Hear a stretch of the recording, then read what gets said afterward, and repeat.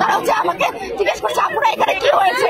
আমি বলছি যে 1 মিনিটের জন্য এখানে এলইডি বন্ধ হয়ে গেছে এবং আমিনুল ইসলাম খান এসে খুব জোরে ধাক্কাচ্ছেন, তার সাংবাদিকদের সহ জোরে ধাক্কাচ্ছেন যাতে তিনি কেন্দ্রের ভেতরে প্রবেশ করতে পারেন।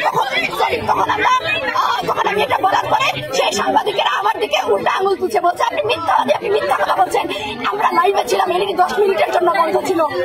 এই প্রোপাগান্ডাটা ছাত্রদের ইচ্ছা করে ছড়ানোর চেষ্টা করছে।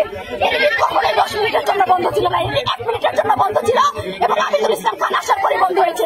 তার মানে বুঝতেই পারতেছেন আমিনুল ইসলাম খান তার চালিত সাংবাদিকদেরকে নিয়ে এসে এখানে ইচ্ছাকৃতভাবে এলইডি বন্ধ করিয়ে একটা মব সৃষ্টি করার চেষ্টা করছে এবং এই ন্যারেটিভ দাঁড় করার চেষ্টা করছে যে ইউলেট কেন্দ্রে ভোট গণনার সুষ্ঠু চলছে না, তারপর তারা কারচুপি হচ্ছে এটা সেটা বলে স্লোগান দিতে লাগলেন।